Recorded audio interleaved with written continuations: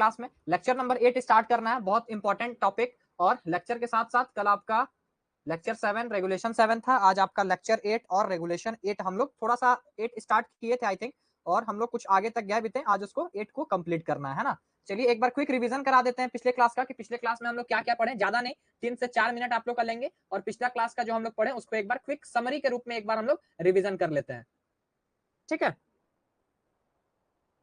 चलिए regulation number 8 में आए। रेगुलेशन नंबर 8 में हम लोग डेंजरस अकरेंस का डेफिनेशन देखे कल, जिसका हम लोग डेफिनेशन क्या देखे, ऐसा आइडेंटिफाइबल इवेंट, आइडेंटिफाइबल मतलब जिसको हम लोग चिन्हित कर सकते हैं, जिसको देख सकते हैं, जिसको पहचान सकते हैं, ऐसा कोई भी इवेंट जिसके पास ये कैपेबिलिटी हो, इस चीज के लिए वो सक्षम हो कि जहां पे वो वर्क कोई पर्सन कर रहा है तो उसको वो हार्म पहुंचा सकता है, ऐसा कोई सा भी इवेंट को हम लोग डेंजरस अकरेंस बोलते हैं। तो रेगुलेशन नंबर 8 में हम लोग क्या देखे थे, माइंस में यदि कोई ऐसा एक्सीडेंट होता है जिसमें किसी की मृत्यु हो जाए या फिर सीरियस बॉडीली इंजरी हो, ये पहला केस, और दूसरा केस या फिर माइंस में डेंजरस अकरेंस हो जाए, तो ये दोनों केस में आपको क्या क्या करना है, हम लोग इसको अब आज के क्लास से स्टार्ट करेंगे, यानी कि लेक्चर नंबर 8 से स्टार्ट करेंगे। यहां तक किसी को कोई दिक्कत है तो बताइए, ये कुछ क्वेश्चन डील किए थे हम लोग, अब हम लोग स्टार्ट करने जा रहे हैं लेक्चर नंबर 8। यहां तक कोई दिक्कत है तो बताइए।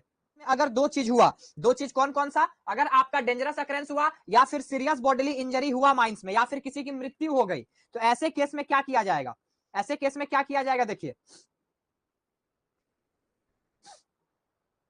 ओनर, एजेंट और मैनेजर, ध्यान से इसमें देखिएगा, इसमें हम दो चीज बताएंगे, एक नोटिस भेजा जाता है और एक जनरल क्या किया जाता है, जस्ट इंफॉर्मेशन दिया जाता है, तो दोनों में कंफ्यूज नहीं होना है, ध्यान से देखिएगा, ठीक है। तो ओनर, एजेंट और मैनेजर ऐसा जब भी होगा तो तत्काल, तत्काल मतलब हो गया आपका फोर्थविथ, इमीडिएटली, फोर्थविथ क्या करेंगे, इंफॉर्मेशन देंगे, नोटिस नहीं देंगे, नोटिस वो बाद में देंगे, क्या करेंगे, इन्फॉर्म करेंगे, तत्काल इन्फॉर्म करेंगे, किसको इन्फॉर्म करेंगे, रीजनल इंस्पेक्टर ऑफ माइंस को, रीजनल इंस्पेक्टर ऑफ माइंस को किसके द्वारा करेंगे, वाया, वाया मतलब किसी के द्वारा, किसके द्वारा, टेलीफोन, नोटिस वगैरह भेजेंगे तो तत्काल कैसे कर पाएंगे, नोटिस वगैरह भेजने के लिए तो टाइम चाहिए ना, टेलीफोन से कर सकते हैं, फैक्स से कर सकते हैं, ईमेल से कर सकते हैं, या फिर स्पेशल मैसेंजर से कर सकते हैं, कोई भी मैसेंजर है उससे आप कर सकते हैं, जिससे तत्काल रीजनल इंस्पेक्टर को ये खबर मिल जाए कि माइंस में कोई सीरियस बॉडीली इंजरी हुआ है, या फिर लॉस ऑफ लाइफ हुआ है, या फिर कोई डेंजरस अकरेंस हुआ है। अच्छा सीआईएम को क्यों नहीं कर रहे, आरआईएम को ही क्यों कर रहे हैं, इन्फॉर्मेशन हमेशा आरआईएम को इसलिए दिया जाता है क्योंकि उस जियोग्राफिकल एरिया के लिए जहां पे वो माइंस सिचुएटेड है, उस जियोग्राफिकल एरिया के मेन इंस्पेक्टर आपके रीजनल इंस्पेक्टर ही हैं, ये हम लोग डेफिनेशन में देख चुके हैं, ठीक है। और इसके साथ साथ, इसके साथ सिर्फ आपको इंफॉर्मेशन देके नहीं छोड़ना है, इसके साथ और एक चीज करना है, इसके साथ आपको क्या करना है, 24 घंटे के अंदर, 24 आवर्स के अंदर आपको एक नोटिस देना है, 24 आवर के अंदर, 24 आवर कब से, फ्रॉम द एक्सीडेंट, जब एक्सीडेंट हुआ या फिर डेंजरस अकरेंस हुआ उसके 24 घंटे के अंदर, उसके 24 घंटे के अंदर आपको क्या करना है, नोटिस देना है, ठीक है। इसके साथ 24 आवर्स के अंदर नोटिस देना है। अब नोटिस किसको किसको दिया जाएगा, ये देखिए, नोटिस देना है फॉर्म 4A में, फॉर्म 4A में, टू किसको किसको नोटिस दीजिएगा, आप नोटिस दीजिएगा सीआईएम को, आप नोटिस दीजिएगा आरआईएम को, आप नोटिस दीजिएगा डीएम को, ठीक है। ये तीन को तो देना ही देना है, ठीक है, ये तीन को आपको देना ही देना है। लेकिन और एक केस, यदि यदि लॉस ऑफ लाइफ हुआ है, लॉस ऑफ लाइफ हुआ है यानी कोई मरा है, या फिर या सीरियस बॉडीली इंजरी हुआ है, या सीरियस बॉडीली इंजरी हुआ है, तो ऊपर जिसको जिसको हम बताएं, सीआईएम, आरआईएम, डीएम के अलावा आपको और किसको नोटिस देना है, सीएपीसी को भी नोटिस देना है, सीएपीसी को भी नोटिस देना है। अब ये सीएपीसी क्या है भाई, सीएपीसी कौन सा बला है, ये सीएपीसी आपका पैसा का सारा चीज देखता है, पैसा जो मुहैया करवाता है जो मरता है उसके लिए। सीएपीसी का फुल फॉर्म यदि कोई पूछे तो competent authority for payment compensation, मतलब जिन फैमिली के साथ ये हुआ है, जिसके साथ हुआ है उसको पेमेंट कंपनसेशन दिलाने में मदद करती है सीएपीसी।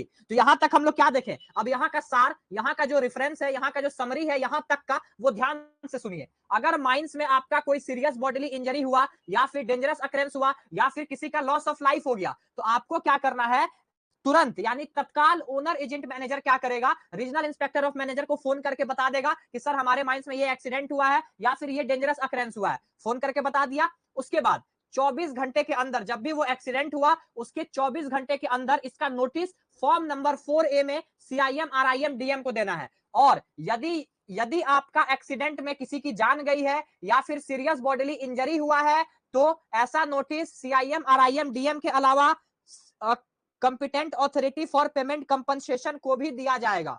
मतलब हम क्या समझ रहे हैं कि सिर्फ लॉस ऑफ लाइफ और सीरियस बॉडीली इंजरी में आपको कंपिटेंट ऑथोरिटी को देना है नोटिस। यदि डेंजरस अकरेंस है तो CAPC को नोटिस नहीं देना है। डेंजरस अकरेंस हुआ है तो सिर्फ और सिर्फ CIM RIM DM को, ठीक है ना, क्योंकि डेंजरस अकरेंस में अभी पता नहीं है कि किसी को हानि हुआ है कि नहीं हुआ है, लेकिन सीरियस बॉडीली इंजरी में तो कंफर्म है। सीरियस बॉडीली इंजरी का डेफिनेशन क्या होता है, any injury other than reportable injury जिसमें किसी का कोई परमानेंट लॉस हो जाए, परमानेंट हाथ कट गया, हड्डी टूट गया, आंख का रोशनी चला गया, कान से सुनाई नहीं दे रहा है, तो ये सब सीरियस बॉडीली इंजरी हो गया। तो ये सब हुआ या फिर लॉस ऑफ लाइफ हुआ, आपको CIM RIM DM के साथ साथ पेमेंट कंपनसेशन के जो अथॉरिटी है यानी CAPC को भी नोटिस देना है। क्लियर है ना, इतना क्लियर है ना। और एक चीज हम यहाँ पे एक्स्ट्रा आपको बता दें जो थोड़ी देर बाद आपको जानना है, ये पॉइंट नंबर 2 आप देखिए, ये पॉइंट नंबर 2 जो है ना कि 24 सॉरी पॉइंट नंबर 2 नहीं, sorry point number 1, point number 1 जो है जिसमें आपको तत्काल नोटिस RIM को देना है। ये केस में क्या है कि अगर आपका इलेक्ट्रिक के कारण कुछ एक्सीडेंट होता है, जनरेटर के कारण या फिर बिजली विभाग के किसी भी कारण, तो RIM के साथ साथ जो इलेक्ट्रिकल के इंस्पेक्टर ऑफ माइंस है उसको भी तुरंत सूचित करना है, फोर्थविथ। ठीक है, तो यदि क्वेश्चन आ जाए कि इलेक्ट्रिसिटी के कारण अगर कोई एक्सीडेंट होता है तो आप तत्काल किसको इंफॉर्मेशन दीजिएगा, तो RIM को तो हर एक हाल में देना है, RIM को इंफॉर्मेशन सबसे पहले हर हाल में देना है। लेकिन एक्सीडेंट अगर आपका बिजली विभाग के कारण हुआ, इलेक्ट्रिसिटी से हुआ, तो RIM के साथ साथ आप इंस्पेक्टर ऑफ माइंस जो इलेक्ट्रिकल है उनको भी तत्काल सूचित करेंगे। उसके 24 घंटे के बाद आप क्या करेंगे, जब एक्सीडेंट हुआ आप CIM RIM DM को सूचित कर देंगे। Is this clear to everyone? ये सबसे इंपॉर्टेंट था आपका। देखिए चिल्ला चिल्ला के मेरा गला बैठ गया है, ये इतना इंपॉर्टेंट है। ठीक है, ये सब रेगुलेशन 1 रेगुलेशन 8 का सबसे इंपॉर्टेंट सब रेगुलेशन था। ये क्लियर है सबको? इसमें बहुत बच्चे कंफ्यूज होते हैं कि इंफॉर्मेशन किसको देना है, इसमें आपको नोटिस किसको देना है, अगर इलेक्ट्रिक के कारण हुआ तो किसको नोटिस देंगे, किसको इंफॉर्मेशन देंगे। तो ये सारा चीज क्लियर हो गया या किसी को कोई दिक्कत है बताइए? यस और नो, क्लियर है या दिक्कत है? जल्दी बताइए फिर हम आगे बढ़ेंगे, कंप्लीट करना है आज ये चैप्टर।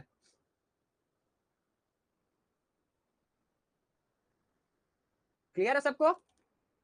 ठीक है, चलिए अब इसका पॉइंट नंबर 2 देखिए, सब रेगुलेशन 2 देखिए।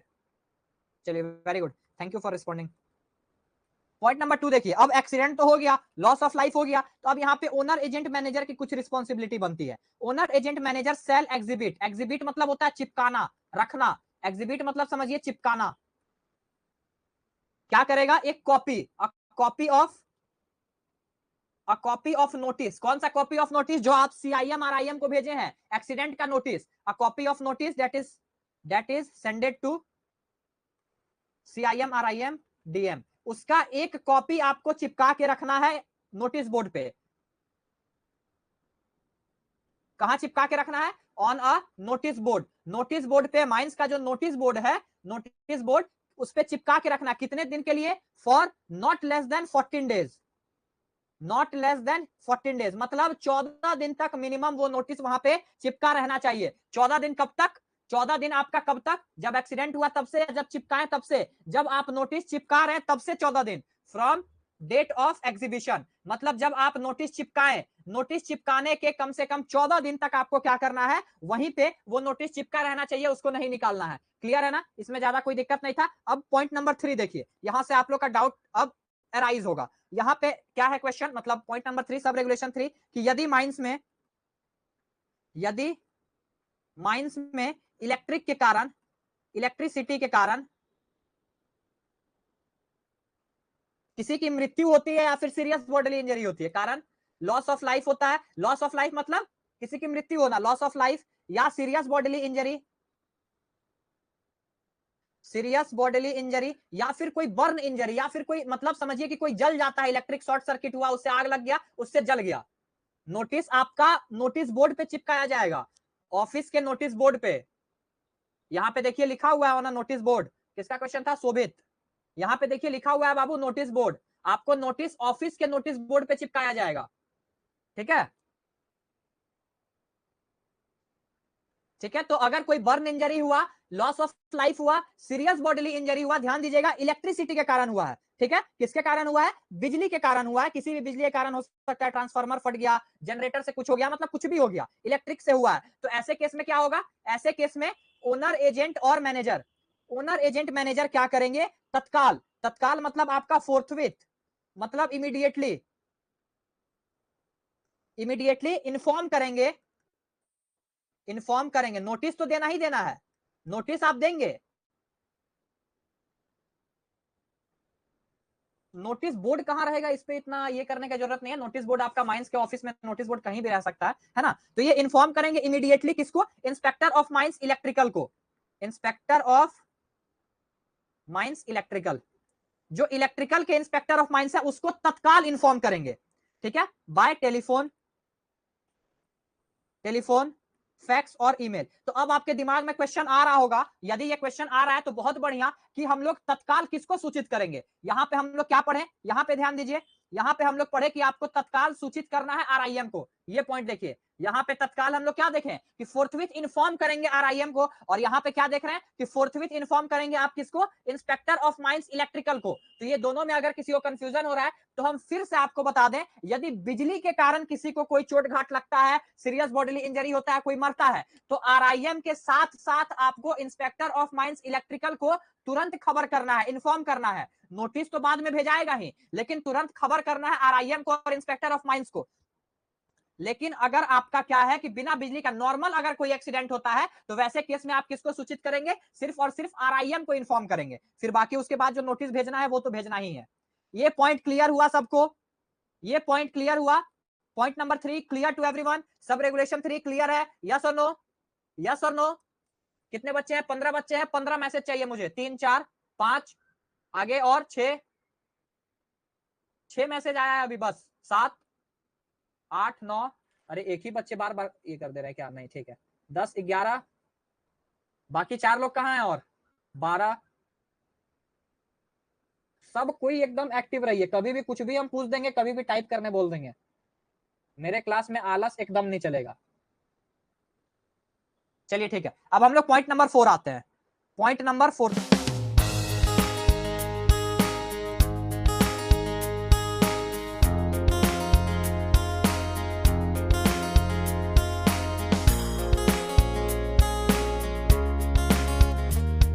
तो पॉइंट नंबर 4 हम लोग क्या देख रहे थे? पॉइंट नंबर 4 नहीं, सब रेगुलेशन 4, कि अगर आपका डेथ होता है, पहले सुन लीजिए फिर हम लोग अच्छे से इसको लिखेंगे। यदि पहले से किसी को कुछ चोट लगा है, सिंपल समझिए, पहले से किसी को चोट लगा, थोड़ा बहुत चोट लगा, और उसको सीरियस बॉडीली इंजरी हो गया, उसको सीरियस मान लिया गया, ठीक है, या फिर जो पहले से सीरियस था उसका डेथ हो गया। दो कंडीशन है, पहले हम रफली समझा रहे हैं फिर आपको लिखा देंगे, ठीक है ना। दो कंडीशन है, देखिए कंडीशन 1 क्या है? कंडीशन 1 है आपका, मान के चलिए एक पर्सन था, एक पर्सन था, इसके पैर में चोट लगा था, इसके पैर में जो है वो चोट लगा था, ठीक है, ये पर्सन ए है। आपका क्या हुआ था? चोट लगा था, इस पर्सन को चोट लगा था, नॉर्मल चोट लगा था, है ना। लेकिन ये चोट कुछ दिन बाद क्या हो गया? सीरियस बॉडीली इंजरी में बदल गया, उसका पूरा पैर काटना पड़ा। तो पूरा पैर काटना पड़ा मतलब सीरियस बॉडीली इंजरी हो गया। तो ये एक पहला केस है। और दूसरा केस, और दूसरा केस क्या है आपका?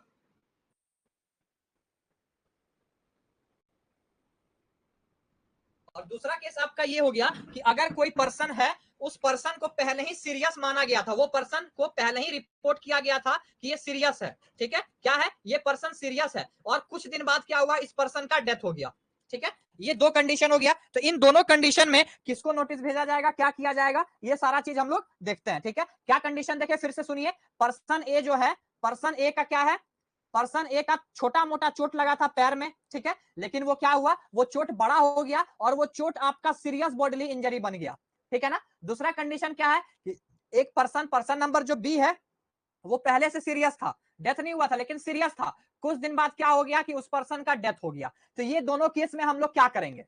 ये दोनों केस में हम लोग क्या करेंगे उसको अब लिखते हैं और देखते हैं। तो ऐसे केस में विद इन 24 आवर्स के अंदर आपको इन्फॉर्म करना होता है सीआईएम को, आरआईएम को, डीएम को और सीएपीसी को। ठीक है, सीएपीसी को भी इन्फॉर्म करेंगे क्योंकि लॉस ऑफ लाइफ और सीरियस बॉडीली इंजरी हुआ है। तो चलिए इसको लिखते हैं, लिखते लिखते और एक बार समझते हैं तो और अच्छे तरीके से समझ में आएगा। अगर किसी पर्सन का डेथ होता है जिसको पहले से ही सीरियस घोषित किया गया था, जो क्या था, पहले से ही सीरियस रिपोर्टेड था, पहले से ही रिपोर्ट कर दिया गया था कि ये सीरियस है, सीरियस रिपोर्टेड था, या ये पहला केस हो गया, या फिर दूसरा केस क्या हो सकता है, अगर किसी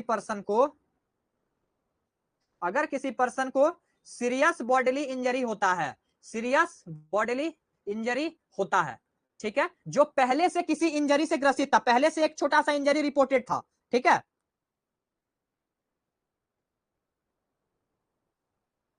अगर किसी पर्सन को सीरियस बॉडीली इंजरी होता है जिसको पहले से कोई इंजरी था, लेकिन वो सीरियस नहीं था, लेकिन जो इंजरी था वो सीरियस नहीं था, ठीक है, नॉर्मल इंजरी था, वो अब क्या हो गया, वो आपका सीरियस बॉडीली इंजरी में बदल गया। तो ऐसे केस में आप क्या कीजिएगा, ये 4 हम तोड़ तोड़ के पढ़ा रहे हैं, इसमें आपका 2 कंडीशन बन रहा है, ठीक है ना, तो ये दोनों कंडीशन में हम लोग को क्या करना है, देखिए ऐसा जब भी हुआ तो ओनर एजेंट और मैनेजर जब भी उनको पता चला, ओनर एजेंट मैनेजर को रिपोर्टेबल किसको बोल सकते हैं अंकित, किसको बोल सकते हैं रिपोर्टेबल यहां नहीं बोलना है, इंजरी था वो सीरियस बॉडीली, देखिए रिपोर्टेबल और सीरियस बॉडीली इंजरी में कंफ्यूज मत होइए, रिपोर्टेबल इंजरी मतलब ऐसा कुछ चोट घाट लगा जिसके कारण आप 72 घंटे या उससे ज्यादा एब्सेंट थे, सीरियस बॉडीली इंजरी होता है आपका अदर देन रिपोर्टेबल इंजरी जिससे आपका कोई परमानेंट लॉस हुआ है, अच्छा आप एक बात बताइए, अगर एक पर्सन का पूरा पैर कट गया, और वो पर्सन 3 दिन से ज्यादा यानी 72 घंटा से ज्यादा के लिए एब्सेंट हुआ, तो वो क्या होगा, वो आपका रिपोर्टेबल होगा कि सीरियस होगा, बताइए अंकित, आपका डाउट अभी क्लियर हो जाएगा, देखिएगा, अगर किसी पर्सन का पैर कट गया और 72 घंटा से ज्यादा वो एब्सेंट है तो वो सीरियस होगा कि रिपोर्टेबल होगा, अंकित सिंह बताइए बाबू, गलत सही जो भी पता है बताइए, ऐसा मत सोचिए कि गलत हो रहा है या सही हो रहा है, अगर गलत होगा तो हम आपको और अच्छे से समझा देंगे, इसीलिए पूछ रहे हैं आपसे, बिल्कुल सीरियस होगा, रिपोर्टेबल नहीं होगा, सीरियस होगा वो, ठीक है, वो सीरियस होगा, उसको रिपोर्टेबल नहीं बोलेंगे, अगर कोई परमानेंट लॉस हो गया तो वो आपका सीरियस बॉडीली इंजरी में आएगा, तो वही यहाँ पे बोला गया नॉर्मल कोई इंजरी था, ठीक है, नॉर्मल कोई इंजरी था जो क्या हो गया आपका सीरियस बॉडीली इंजरी में बदल गया, परमानेंट किसी चीज का लॉस हो गया, ठीक है, वैसे केस में हम लोग क्या करेंगे देखते हैं, ओनर एजेंट मैनेजर को जब इसके बारे में पता चले, इसके बारे में जब पता चले मतलब किसके बारे में कि कोई पर्सन सीरियस था, उसका डेथ हो गया या फिर उसका इंजरी सीरियस बॉडीली इंजरी में बदल गया, इस चीज का जब भी पता चले उसके 24 घंटे के अंदर, पता चलने के 24 आवर्स के अंदर, 24 आवर के अंदर ओनर एजेंट मैनेजर क्या करेगा, इन्फॉर्म करेगा, मतलब जब उसको इंफॉर्मेशन पता चला नोटिस भेजेगा, अंदर नोटिस किसको भेजेगा, नोटिस भेजा जाएगा सीआईएम को, नोटिस भेजा जाएगा आरआईएम को, नोटिस भेजा जाएगा डीएम को, और क्योंकि यहां बात क्या हो रहा है कि किसी पर्सन का डेथ हो गया या किसी पर्सन को सीरियस बॉडीली इंजरी हो गया, तो दोनों केस में हम लोग किसको नोटिस भेजते हैं, सीएपीसी को भी नोटिस जाएगा अगर सीरियस बॉडीली इंजरी हुआ, डेथ हुआ, क्योंकि पहले से वो क्या था, छोटा मोटा इंजरी था तो सीएपीसी को नहीं बताए थे, लेकिन अब वो छोटा मोटा इंजरी क्या हो गया, सीरियस बॉडीली इंजरी में बदल गया, उसका परमानेंट लॉस हो गया, तो अब पैसा का भुगतान तो करना होगा, इसीलिए सीएपीसी को भी इन्फॉर्म किया जाएगा, ठीक है, और इसका दूसरा पॉइंट है कि यदि ऐसा एक्सीडेंट और ऐसा इंजरी अगर इलेक्ट्रिक के कारण होता है तो इंस्पेक्टर ऑफ माइंस को भी आपको इन्फॉर्म करना होगा, अगर ऐसा एक्सीडेंट मतलब कैसा एक्सीडेंट जिसके कारण ये दोनों कंडीशन बना है, अगर ऐसा एक्सीडेंट इलेक्ट्रिकल एपरेटस के कारण होता है, एपरेटस के कारण, देखिए बहुत इंपॉर्टेंट ये रेगुलेशन है और इसमें 60% बच्चे गलती करते हैं, आई एम श्योर, अगर ऐसा एक्सीडेंट इलेक्ट्रिकल एपरेटस के कारण होता है तो इंफॉर्मेशन तो आपको किसको देना है, और तो notice inspector of mines electrical को भी भेजा जाएगा, इंस्पेक्टर ऑफ माइंस इलेक्ट्रिकल को भी, जो बच्चे नए ऐड हुए हैं उनको हम बता दें, यहाँ पे जो भी पढ़ाया जा रहा है क्लास खत्म होने के जस्ट 10 से 15 मिनट बाद आपको इसका नोट्स स्टडी मटेरियल के फोल्डर में कंटेंट सेक्शन में आपको मिल जाएगा। ठीक है, ये पॉइंट नंबर 4 क्लियर हुआ सबको। ये रेगुलेशन खत्म होगा, उसके बाद हम क्वेश्चन देंगे, उसमें फंसिएगा मत, हम पहले ही बता दे रहे हैं। और अगर कोई डाउट है तो पूछ लीजिए। किसी को कोई डाउट है इसमें, फिर से बताना है या क्लियर है? फिर से बताना है या क्लियर है? जल्दी बताइए, यस और नो। अगर कोई डाउट है तो पूछ लीजिए, क्वेश्चन देंगे उसमें गलत मत कीजिएगा। चलिए ठीक है, 3 का क्लियर है, बाकी और नो डाउट। ठीक है, बाकी और 8-9 रिप्लाई आया है बस। हम आगे नहीं बढ़ेंगे जब तक कमेंट नहीं आएगा सारा।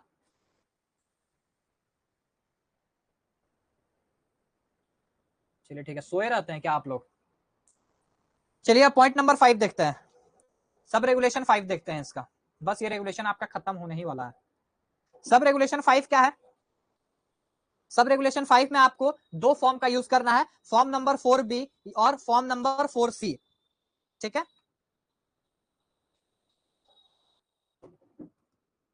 इस सब रेगुलेशन के अनुसार फॉर्म 4A और फॉर्म 4B, फॉर्म 4A में क्या भेजा जाएगा? फॉर्म 4A में आपको क्या भेजा जाएगा? ओनर एजेंट और मैनेजर के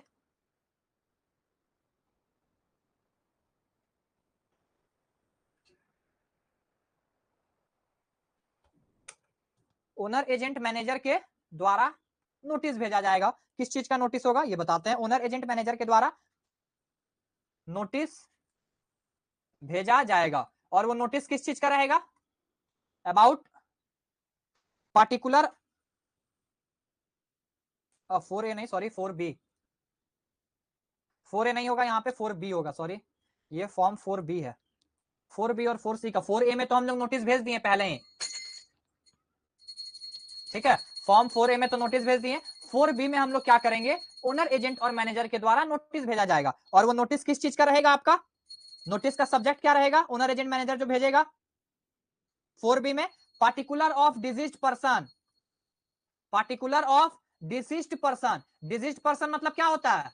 डिजीज्ड पर्सन मतलब जिस पर्सन का लॉस ऑफ लाइफ हुआ है, उस पर्सन का पूरा पार्टिकुलर मतलब पूरा डिटेल। डिजीज का मतलब होता है आपका क्या होना? लॉस ऑफ लाइफ होना, सिंपल समझिए। जिसका लॉस ऑफ लाइफ हुआ है या फिर जो सीरियस बॉडीली इंजरी हुआ है, उससे रिलेटेड पूरा पार्टिकुलर जो है वो आपका फॉर्म नंबर 4B में। हाँ, पार्टिकुलर मतलब डिटेल नहीं, डिसीज मतलब डिटेल नहीं होता है। डिटेल का मतलब तो पार्टिकुलर होता है, डिटेल का मतलब तो पार्टिकुलर होता है आपका। ठीक है, वो आपका भेजा जाएगा 7 दिन के अंदर। डिजीज पर्सन कितने दिन के अंदर? With in 7 days. 7 दिन के अंदर। 7 दिन कब से काउंट होगा? जब से ये ऑकरेंस हुआ है, 7 डेज ऑफ एक्सीडेंट। एक्सीडेंट के 7 दिन के अंदर फॉर्म नंबर 4B में ओनर एजेंट और मैनेजर के द्वारा एक नोटिस भेजा जाएगा, जिसमें आप पूरा पार्टिकुलर भेजेंगे। किसका? जो भी पर्सन का लॉस ऑफ लाइफ हुआ है, उस पर्सन का पूरा पार्टिकुलर पूरा डिटेल आपको भेजना है फॉर्म नंबर 4B में। ठीक है ना? अब इसमें एक फॉर्म नंबर 4C भी है। फॉर्म नंबर 4C भी है आपका रेगुलेशन नंबर 8 में।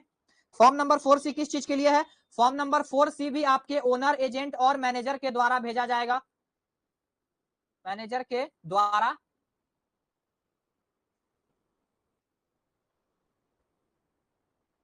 तो यहां पे 3 फॉर्म हम लोग पढ़ लिए, द्वारा नोटिस भेजा जाएगा। और ये नोटिस किस चीज का होगा? अबाउट जो पर्सन का एक्सीडेंट हुआ था और वो जो ड्यूटी नहीं आ रहे थे, वो जब रिटर्न आएंगे, about injured person returning on duty, about returning of duty की ये पर्सन अब ड्यूटी पे रिटर्न आ रहा है, returning to duty, sorry returning to duty of injured person. Injured person जो है वो वापस ड्यूटी पे आना जब चालू कर देगा, उसके 15 दिन के अंदर, ठीक है, विद इन 15 डेज के अंदर आपको नोटिस भेज देना है, विद इन 15 डेज। अब देखिए क्लियर, हम आपको एक चीज बता दें, अगर आपके दिमाग में ये चल रहा है कि ये 4B और 4C किसको भेजा जाएगा, तो ये साफ साफ आपके रेगुलेशन के बुक में नहीं लिखा हुआ है, मेंशन्ड नहीं है कि किसको भेजना है। बस इसमें लिखा हुआ है कि अगर किसी पर्सन की मृत्यु होती है, किल्ड होता है वो पर्सन, तो उसका जो रिपोर्ट है फॉर्म नंबर 4B में ओनर एजेंट मैनेजर के द्वारा 7 दिन के अंदर, क्या होता है? 7 दिन के अंदर जो है वो भेज दिया जाएगा डिटेल उसका। और अगर कोई पर्सन घायल था, इंजरी हुआ था और वो अपने ड्यूटी पे रिटर्न आ रहा है, तो उसके ड्यूटी पे रिटर्न आने के आपके जस्ट 15 दिन के अंदर फॉर्म नंबर 4C में आपको नोटिस भेज देना है। ये क्लियर है सबको या इसमें कोई डाउट है, बताइए।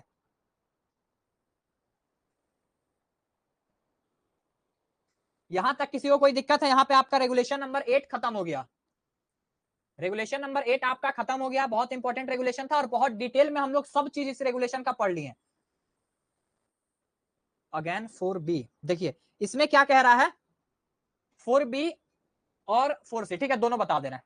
देखिए 4B क्या है ना कि अगर जिस पर्सन का मृत्यु हुआ, यानी कि जिस पर्सन का डेथ हुआ, उसका आपको पहले तो क्या किए आप, सबसे पहले पूरा पैटर्न में हम लोग देखते हैं, ठीक है। सबसे पहले आप RIM को इन्फॉर्म कर दिए।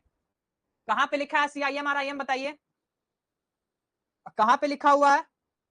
निर्भय और अंकित एक बार जरा हमको बताइए तो। मेरे बुक में तो नहीं लिखा हुआ है और ना ही जो ऑफिशियल DGMS में अपलोड है उसमें लिखा गया है। हाँ, तो 4B हम एक बार फिर से समझा दें आपको, जिस पर्सन का डेथ होता है उसका आपको एक पूरा रिपोर्ट भेजना होता है, ठीक है, उसका एक पूरा रिपोर्ट। ठीक है अंकित, आप एक बार हमको फोटो खींच के मेरे व्हाट्सएप पे भेजिएगा या फिर ग्रुप में भेज दीजिए, उससे हम देख लेंगे। एक बार आप भेजिएगा क्योंकि मेरे बुक में नहीं लिखा हुआ है ना, मेरे बुक में नहीं लिखा हुआ है। आप एक बार फोटो खींच के भेजिएगा, हम उसको देख लेंगे। तो 4B क्या है कि उस डेथ, जिस पर्सन का डेथ हुआ उसका पूरा एक रिपोर्ट बनता है। वो रिपोर्ट आपको जब भी वो एक्सीडेंट हुआ उसके 7 दिन के अंदर, उसके 7 दिन के अंदर आपको फॉर्म नंबर 4B में भेज देना है।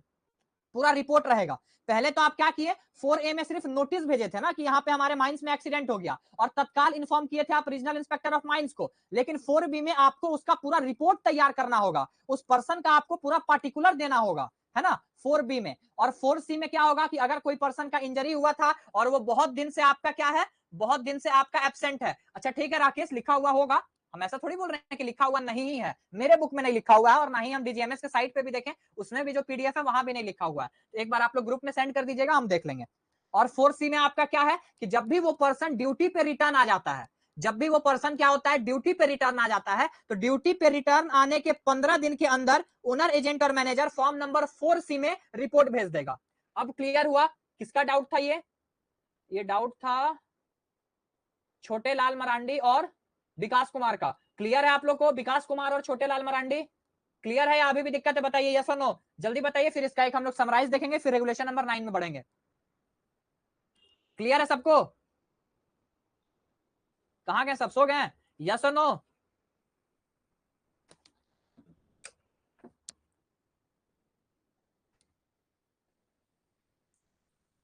चलिए ठीक है।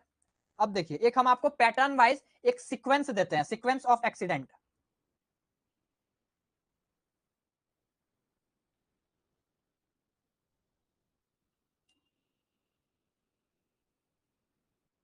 अंडरग्राउंड माइंस का केस लीजिए, ये आपका रूफ है, ठीक है, ये आपका रूफ है, इसके नीचे कोई एक पर्सन खड़ा है, थोड़ा स्मार्ट बना देते हैं।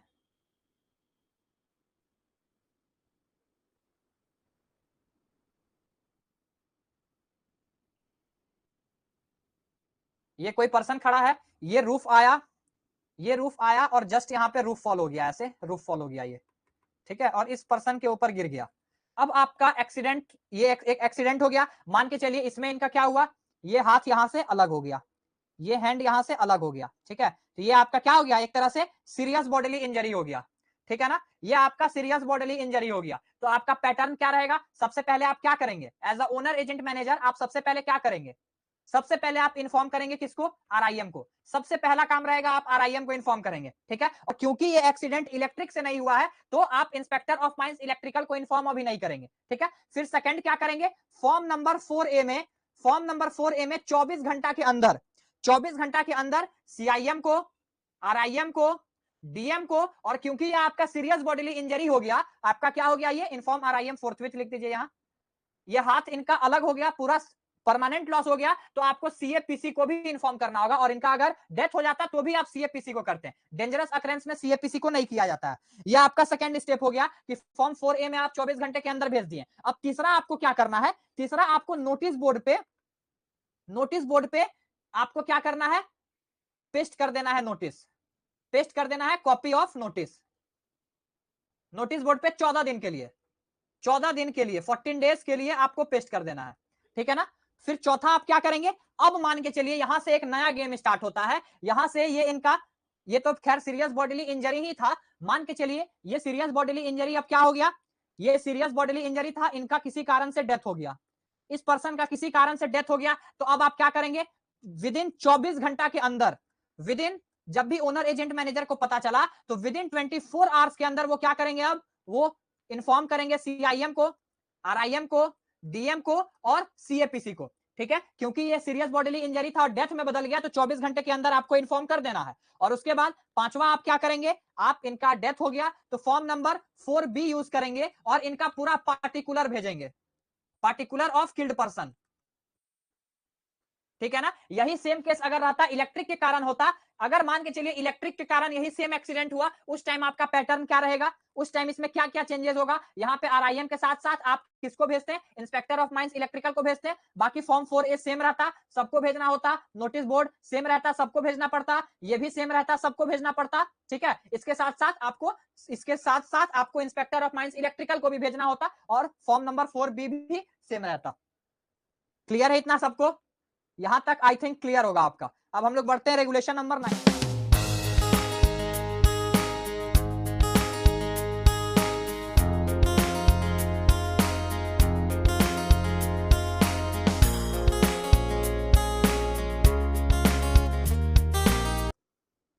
उसके बाद हम लोग कुछ क्वेश्चन करेंगे, ये चैप्टर आपका खत्म हो जाएगा, उसके बाद कल से हम लोग स्टार्ट करेंगे अपना रेगुलेशन नंबर 10, ठीक है।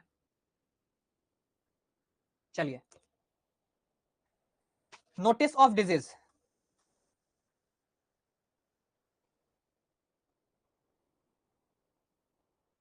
कौन बोला आपको शोभित, 4B आपको 7 दिन के अंदर भेजना है, 4B आपको 7 दिन के अंदर भेजना है, 7 दिन के अंदर, विद इन 7 डेज। और फॉर्म 4C जो है वो विद इन 15 डेज, देखिए यहाँ पे हम लिख दिए हैं, form 4B with in 7 days, form 4C with in 15 days. हम कब बोले कि 4B 24 घंटे के अंदर भेजना है बाबू, हम तो बोल रहे हैं कि 4B आपको पूरा डिटेल भेजना है, तो डिटेल भेजना 24 घंटे के अंदर कैसे पॉसिबल है, फॉर्म नंबर 4A भेजते हैं हम लोग 24 घंटे के अंदर, एक्सीडेंट के 24 घंटे के अंदर हम लोग फॉर्म 4A भेजते हैं, जिसमें जस्ट एक नोटिस रहता है, उसका पूरा डिटेल भेजना 24 घंटे में कैसे पॉसिबल है। फॉर्म 4B में हम लोग क्या भेज रहे हैं, डिटेल भेज रहे हैं, तो डिटेल 7 दिन में, और जब वो ड्यूटी पे रिटर्न आते हैं उसके 15 दिन के अंदर फॉर्म 4C में भेजना है। चलिए अब नोटिस ऑफ डिजीज देखिए,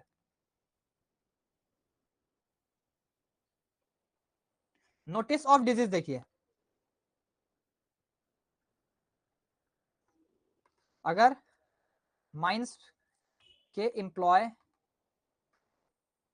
में से किसी को, में से या माइंस में जो कार्यरत हैं उसमें से किसी को क्या होता है, नोटिफाइड डिजीज हो जाता है। नोटिफाइड डिजीज क्या होता है, कितना होता है बताते हैं सब। नोटिफाइड डिजीज, नोटिफाइड डिजीज मतलब जो सेंट्रल गवर्नमेंट द्वारा गैजेट में नोटिफाई करके रखा गया है, अभी इसके बारे में हम लोग चर्चा करेंगे, पहले सुन लीजिए।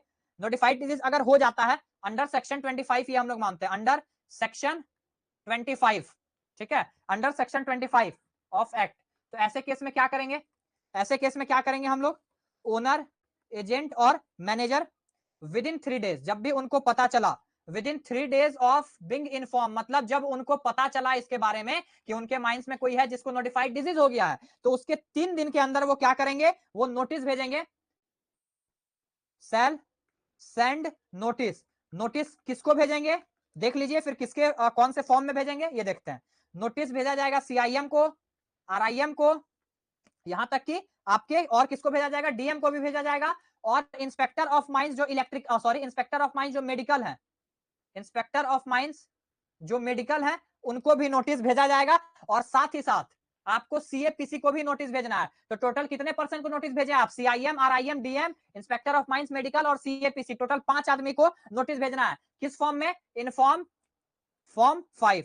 तो टोटल 5 मतलब 5 फॉर्म तक, 1A 1B 1C 1D, 2A 2B 2C 2D 2E, 4A 4B 4C, और यहाँ पे फॉर्म नंबर 5, इतना फॉर्म आपका फर्स्ट 8 रेगुलेशन में खत्म होता है। ठीक है, ये समझ में आ गया। अगर माइंस के एम्प्लॉय में से किसी को भी नोटिफाइड डिजीज होता है, जो वैसा नोटिफाइड डिजीज जो सेंट्रल गवर्नमेंट के द्वारा गैजेट में मेंटेन किया गया है कि ये एक नोटिफाइड डिजीज है, अब कौन कौन सा है सारा चीज हम लोग देखेंगे under section 25 of the act. तो ऐसे केस में ओनर एजेंट मैनेजर 3 दिन के अंदर जब उनको पता चला नोटिस भेजेंगे CIM, RIM, DM, inspector of mines और सीएपीसी को फॉर्म नंबर 5 में। Clear to everyone? सबको क्लियर है या किसी को कोई दिक्कत है इसमें बताइए। अब रेगुलेशन से हट के थोड़ा हम लोग कुछ पढ़ेंगे, क्योंकि अब हम लोग इस नोटिफाइड डिजीज के बारे में कुछ देख लेते हैं, क्योंकि वो भी जानना इंपॉर्टेंट है। ये आपके रेगुलेशन में नहीं है, तो जो बच्चों को नहीं पता है वो काइंडली कहीं पे लिख लीजिए, और जिनको पता है वो एक बार रिवाइज कर लीजिए। पहले इतना बताइए, क्लियर है सबको? यस और नो? 3 मैसेज आया है अभी तक बस यस का, बाकी और सब कहां है?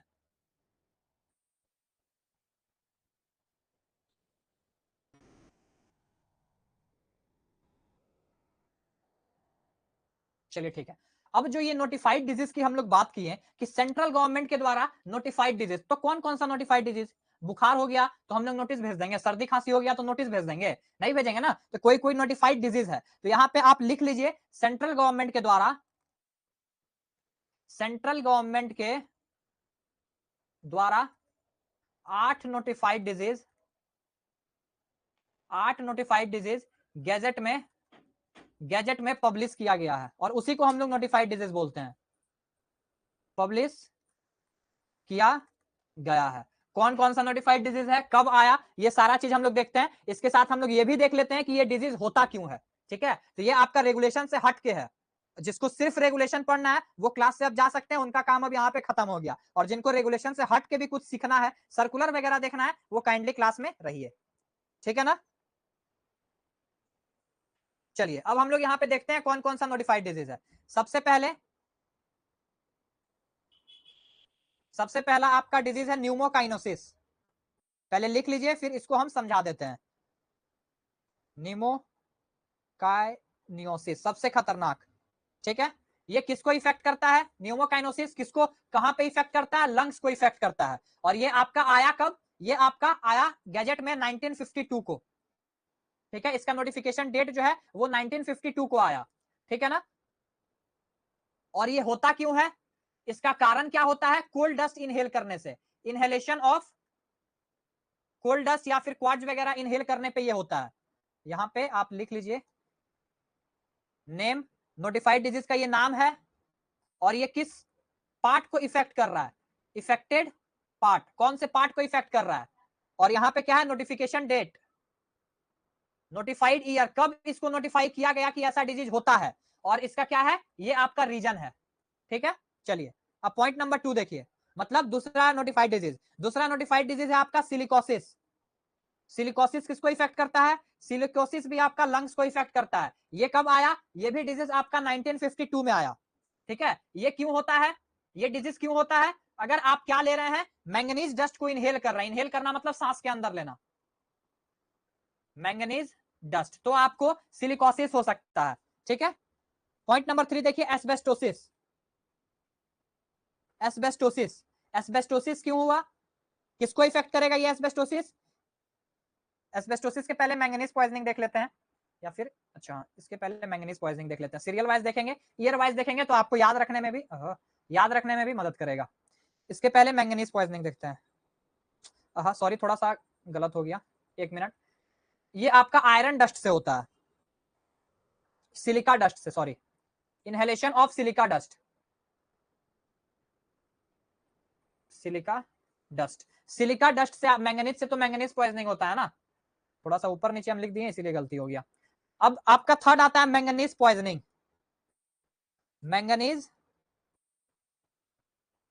मैंगनीज पॉइजनिंग ये किसको इफेक्ट करता है? ये आपके नर्वस सिस्टम को इफेक्ट करता है, नर्वस सिस्टम को इफेक्ट करता है।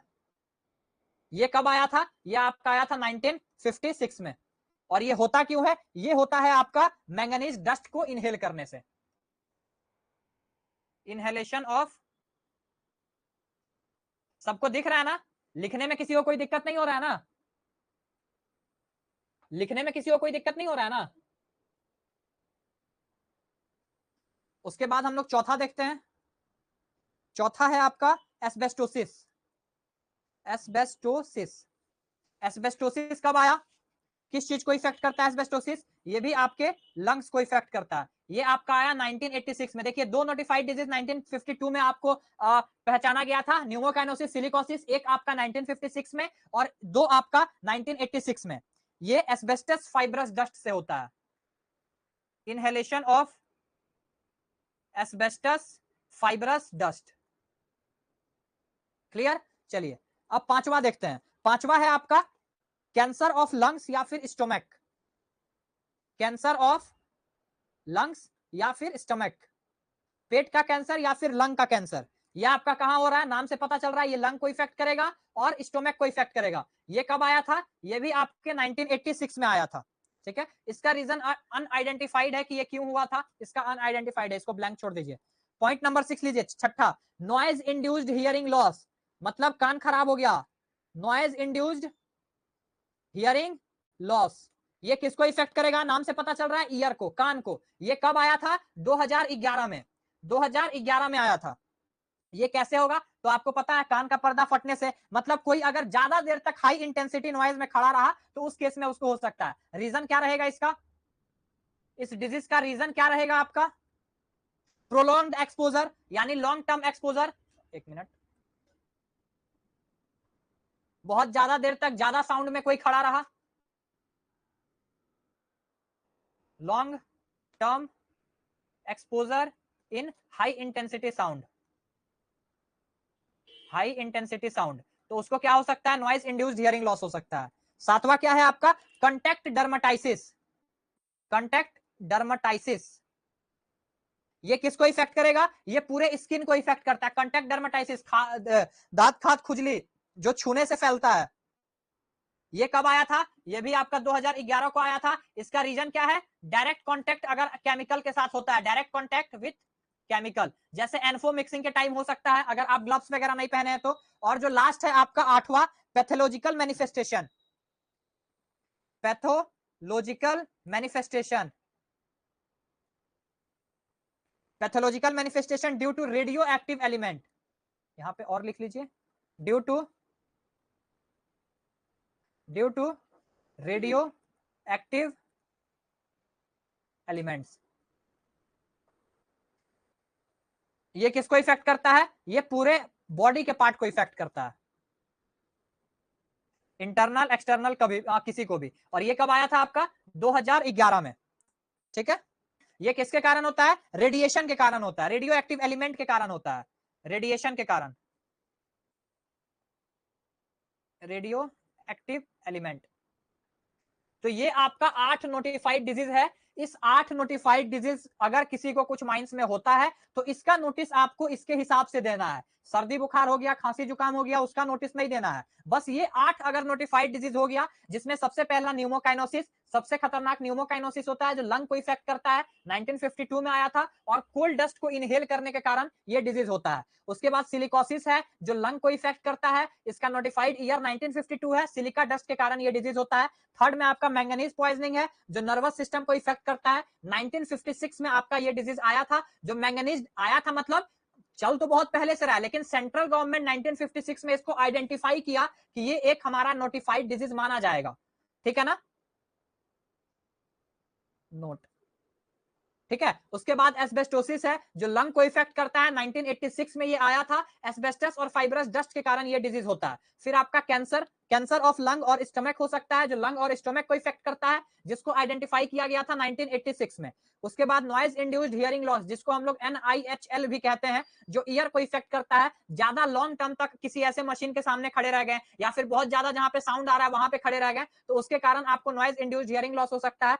कंटेक्ट डर्मेटाइसिस जो स्किन में होता है, स्किन में दांत खाद खुजली या फिर डायरेक्ट केमिकल से कांटेक्ट में आप आते हैं, एनफो मिक्सिंग या फिर किसी के कांटेक्ट में, तो आपको कांटेक्ट डर्मेटाइसिस हो सकता है। और फिर लास्टली रेडियो एक्टिव एलिमेंट के कारण, रेडिएशन के कारण पूरे इंटरनल या एक्सटर्नल पार्ट ऑफ बॉडी में पैथोलॉजिकल मैनिफेस्टेशन नाम का अगर कोई डिजीज होता है तो वो भी आपका नोटिफाइड डिजीज है एज पर ईयर 2011 में इसको नोटिफाई किया गया था। तो यदि आपसे कोई क्वेश्चन पूछे कि सबसे लेटेस्ट में कौन सा नोटिफाइड डिजीज आपका जो है वो सेंट्रल गवर्नमेंट के द्वारा गैजेट में बताया गया है एज पर ईयर, तो वो 3 होगा आपका, noise induced hearing loss, contact dermatitis और पैथोलॉजिकल मैनिफेस्टेशन। ठीक है, सबसे पहले आपका इंट्रोड्यूस हुआ है न्यूमोकाइनोसिस, फिर सिलिकोसिस 1956 में सिर्फ और सिर्फ मैंगनीज पॉइजनिंग है, एस्बेस्टोसिस और कैंसर ऑफ लंग 1986 में है। मतलब 2 नोटिफाइड डिजीज 1952 में, 2 नोटिफाइड डिजीज 1986 में, 3 नोटिफाइड डिजीज आपका 2011 में और 1 नोटिफाइड डिजीज आपका मैंगनीज पॉइजनिंग 1956 में इंट्रोड्यूस यानी कि नोटिफाइड किया गया है।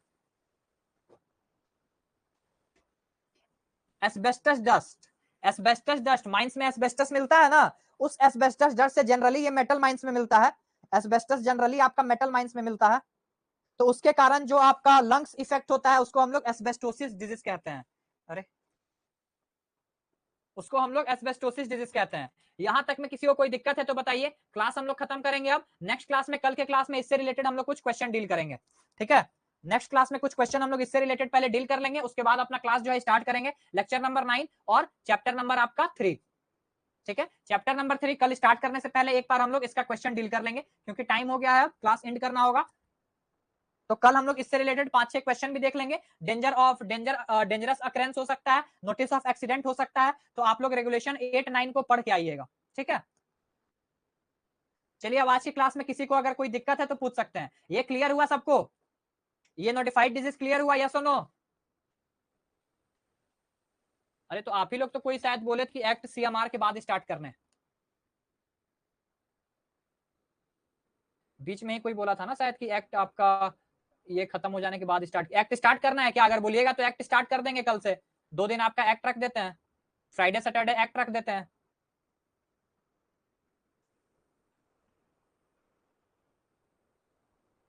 ठीक है, ठीक है, कल और परसों आपका, सुनिए, ठीक है, हम समझ गए। अब सुनिए, इधर बोल रही हैं आप लोग, अब मेरा बात सुनिए।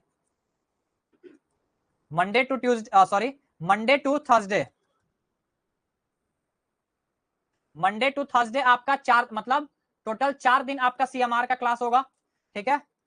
फ्राइडे और सैटरडे, फ्राइडे और सैटरडे आपका माइंस एक्ट का क्लास लिया जाएगा। आई थिंक आपका 10-15 क्लास में तो माइंस एक्ट खत्म हो जाएगा, 20-25 क्लास में खत्म हो जाएगा, उसके बाद हम लोग रूल स्टार्ट करेंगे, ठीक है। तो मंडे टू थर्सडे आपका सीएमआर रहेगा, फ्राइडे टू सैटरडे आपका माइंस एक्ट रहेगा, क्लियर है ना? और एक चीज सुनिए, कल और परसों तो आपका माइंस एक्ट रहेगा, तो अब वापस से जो आपका मंडे से है, मंडे को जो क्लास होगा आई थिंक 30 जून होगा उस दिन, 30 जून को अभी तक हम जितना आपको क्लास दे चुके हैं, यानी रेगुलेशन 1 से रेगुलेशन 9 तक इंक्लूडिंग इंट्रोडक्शन, इंक्लूडिंग इंट्रोडक्शन, उससे रिलेटेड हम क्वेश्चन पूछेंगे और आप लोग को आंसर करना है, क्लियर? तो रिवीजन आप लोग का रहेगा ये होमवर्क मंडे के लिए, रेगुलेशन 1 से रेगुलेशन 9 तक, ठीक है। रेगुलेशन 9 तक इंक्लूडिंग इंट्रोडक्शन, सब कोई पढ़ के आइएगा, रिवीजन करके आइएगा। और एक बात, अभी कोई लीव मत होइएगा, कुछ बताना है हमको। यहां तक क्लियर है सबको? आप लोग का होमवर्क पता चल गया कि होमवर्क क्या है, रूटीन पता चल गया कि रूटीन क्या रखने वाले हैं। अब संडे को माइनिंग मिस्ट्री ऐप पे ही, जिसपे अभी आप लोग क्लास कर रहे हैं, उस पे एक टेस्ट कंडक्ट कराया गया है, शायद आप लोग अगर ग्रुप से जुड़े हुए होंगे तो आप लोग को पता होगा।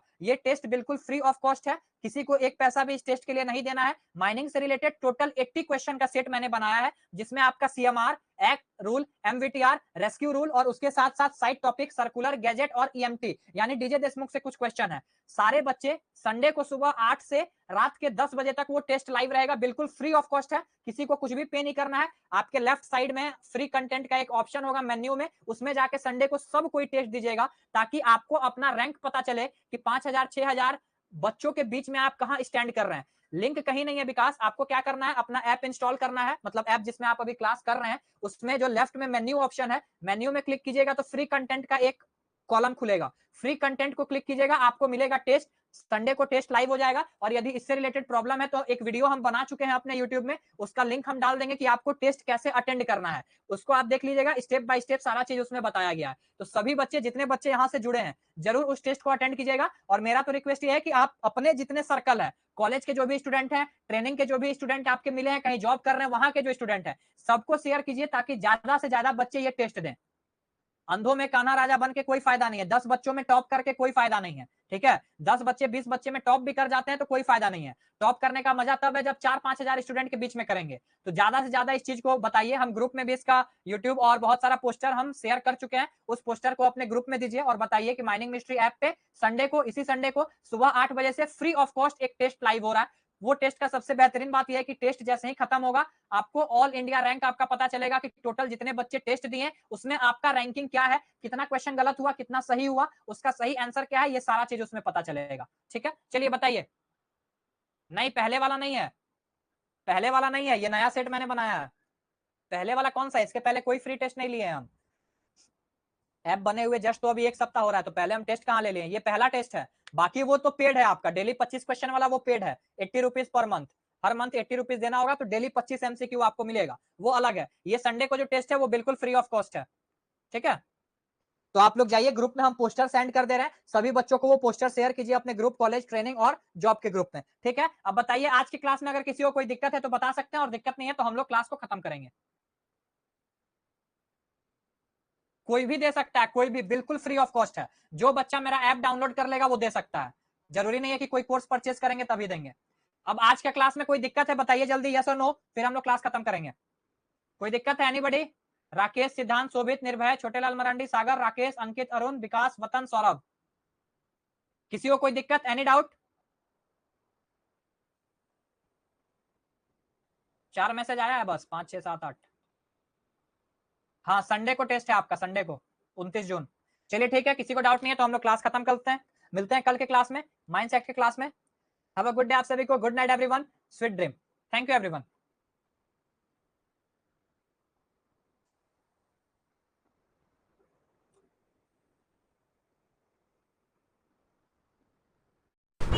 वीडियो में बने रहने के लिए आप सभी का बहुत बहुत धन्यवाद। ऐसे ही माइनिंग मिस्ट्री चैनल पे अपना सपोर्ट बनाए रखें और माइनिंग इंडस्ट्री के लेटेस्ट न्यूज़ और डेवलपमेंट से अप टू डेटेड रहने के लिए आप हमारे चैनल को सब्सक्राइब करें और बेल आइकन को ज़रूर प्रेस करें ताकि आपसे कभी भी कोई भी अपडेट मिस ना हो पाए।